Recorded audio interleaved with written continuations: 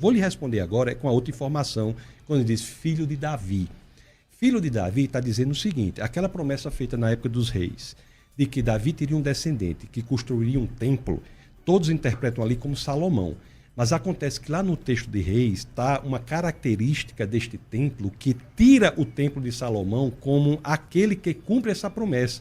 Porque as escrituras dizem, um templo cujo trono durará para sempre. Então, quando Jesus vem, o templo se torna desnecessário. Então, porque ele é o sacrifício perfeito. 30? Porque o ano nunca... Ele mesmo falou, não falou para Pilatos, Pôncio, Pilatos, em 3 dias isso aí vai cair. Ele falou isso. Porque o templo era ele.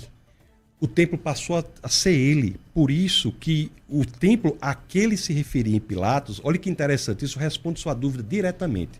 O templo a que ele se referia em Pilatos não foi o templo construído por Salomão, era outro templo. Era ele. Ele estava falando sobre si próprio.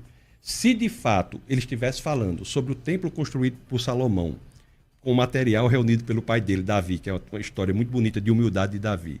Se fosse aquilo ali, haveria uma contradição. Como o templo era ele, não houve contradição. Foi destruído em 3 dias e depois Deus o ressuscitou. E a ressurreição, me permita só dizer isso, porque a ressurreição é central, é visceral no cristianismo.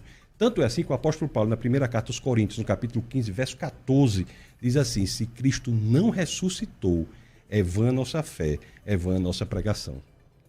É muito metafórico a maneira como você interpreta o Novo Testamento, né? Porque tem coisas que dá para dizer que, nas parábolas de Jesus, dá para dizer que são metáforas, mas tem coisas que ele falou assim, claramente. Por exemplo, ele fala para os seus discípulos que haverão daqui esses que verão a minha segunda vinda. Nenhum deles viu a segunda vinda dele. Você vai ter que de novo cair numa metáfora. Essas coisas, para mim, só mostram como ele não estava alinhado com os textos, com as profecias.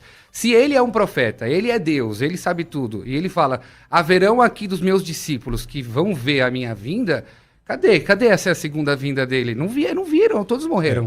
O que nós temos que estabelecer é o seguinte, o senhor trouxe várias objeções as quais foram respondidas, e a gente está pulando de objeção em objeção, em objeção, em objeção.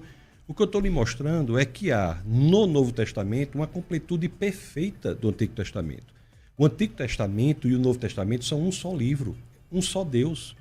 Os 66 livros das Escrituras são todos os livros da graça, é o mesmo Deus. É este Deus que encarna, isso é cristianismo, o Deus que encarna na pessoa de Jesus Cristo. Então, eu creio que uma metodologia proveitosa para o debate não seria ficar pulando de objeção, responde, objeção, responde. O que eu estou lhe mostrando é que o Novo Testamento, ele dá a teologia cristã dá ao Antigo Testamento uma amplitude muito maior, muito mais bela, muito mais profunda. É isso que